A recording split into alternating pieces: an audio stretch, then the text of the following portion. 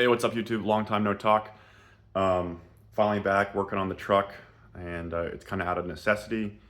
It has been riding pretty rough, and I think, and I pretty much confirmed it last night, that at least one of my shocks are going bad. I'm going to do both rears this weekend, and do the fronts in the near future. But so just wanted to do a quick video on the kit I used to rebuild them, and I'll talk about my decision making on like why I went with that kit, and then also why I decided to rebuild them myself versus sending them out to someone else to do the rebuilding. But I don't think there's any videos on this kit. There's actually not many videos on the whole Gen 2 shock rebuild process anyway. I'll probably make a video on that as well. Yeah, just because I had a hard time finding the information and knowing what was a good deal and what you needed and all this kind of stuff. So, so let's get into it. All right, so this is the Schmidty Racing shock rebuilding kit for the Gen 2 Raptor. So those are the 3.0s. And I think there might be a difference, but yeah, it's basically this shock right here, the blue and silver one. The bigger one, obviously, not the Gen 1s. And so just overall, this kit, everything you're seeing here cost $637, which does sound like a lot, but again, I'll get into why I went this route in a bit. But I just kind of want to show everyone what you get, and also like what tools it comes with, because in my opinion, I think this is a pretty good deal. So you've got, what is this? 1.5 gallons of Lucas shock oil. It's not Fox, so I don't know if that really matters to people. I am not smart enough to know if that is a problem. I assume for the stuff I'm doing, Lucas oil is just going to be just fine. It comes with 4 of your seal kits. One of these is actually used. I think this one's it's all greasy, but I put the old parts in here.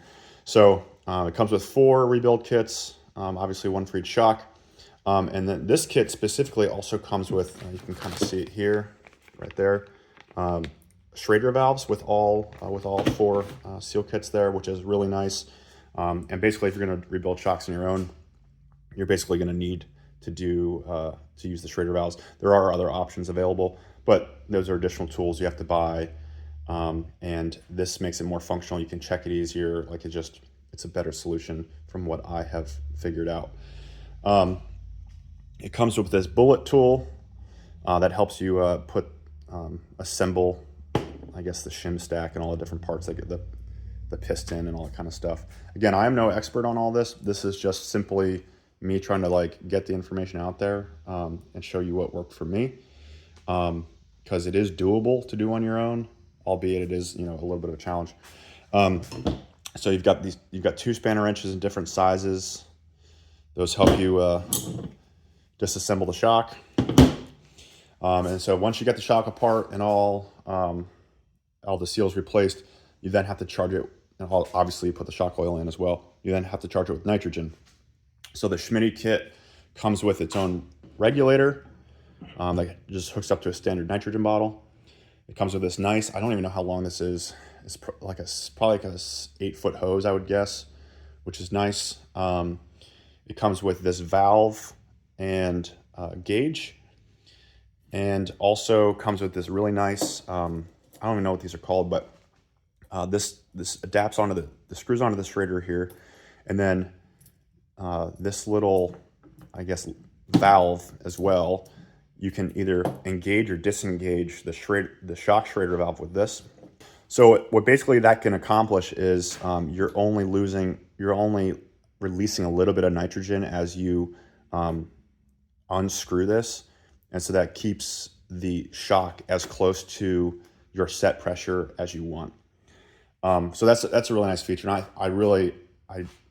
I do enjoy this kit a lot. It's the first time I've rebuilt a shock, and I felt like it was super straightforward as far as like all the like ancillary stuff, like the nitrogen specifically. It was nice to have the wrenches. It's nice to have all the tools here, and you don't have to like go and figure out what you need. Granted, like you're going to need a bunch of other consumables and you're going to need a bunch of other tools to like get it done at like more standard tools. And there's some other tricks and stuff to rebuilding the shock that I'll go into later. But all right, so I just want to get into the pricing on this a little bit. So this whole kit costs $637.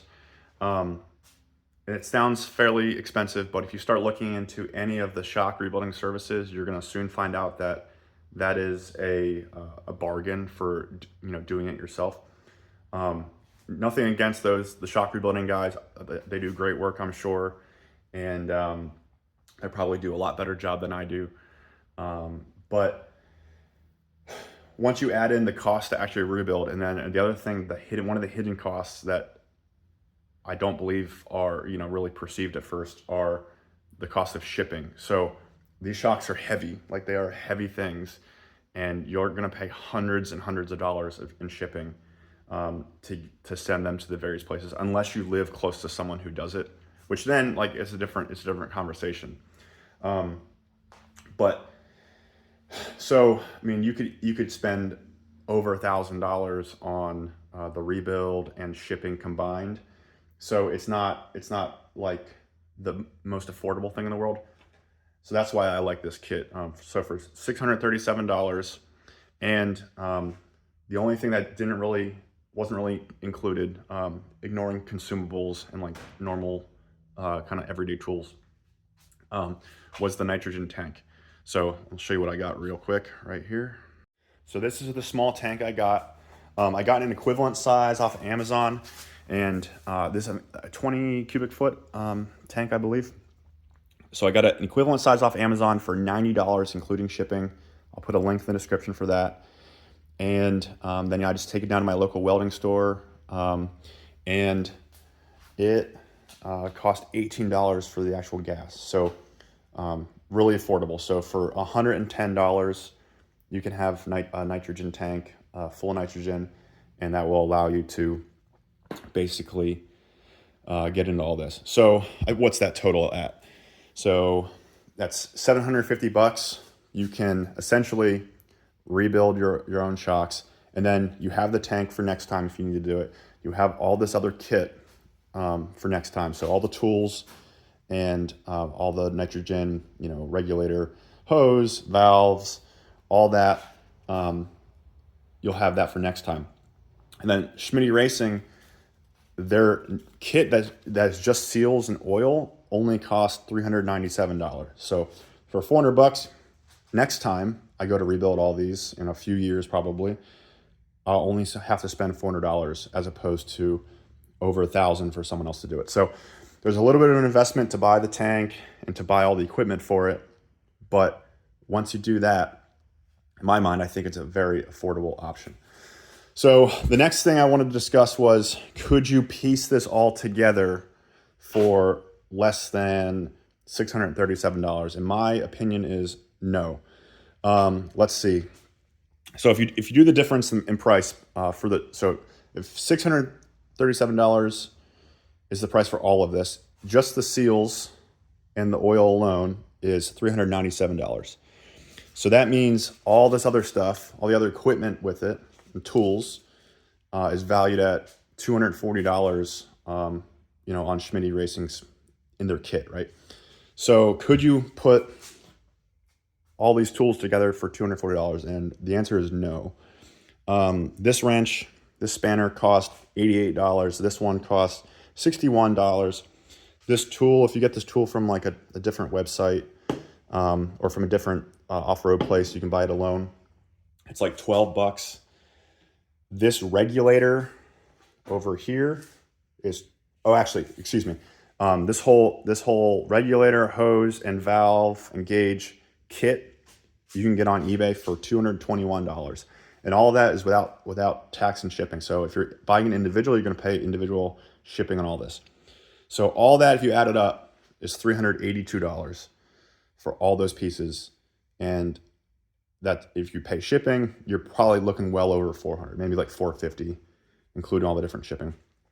So on Schmidty's website, when you're paying a total of $240 extra, a additional $240 to get all that stuff, in my mind, that's a bargain. All right, so I'm just gonna wrap this up. I just want to be clear. I bought all this stuff with my own money. I don't have any affiliation with Schmidty. Honestly, I was in a pinch and I just started doing a lot of research and trying to figure out how to rebuild these on my own. Their kit had everything included, which was really nice to me, and made it kind of straightforward and kind of foolproof. So so I pulled the trigger and bought it. So like I said, they're not paying me to say this or anything like that, but I do think it's a good kit. I do think it's a really good bang for the buck. If I missed anything, let me know. I'm gonna do a video on the actual rebuild, and I'll be using this kit obviously, so I can kind of maybe show a little bit more about it and like what's included. So, all right, thanks guys.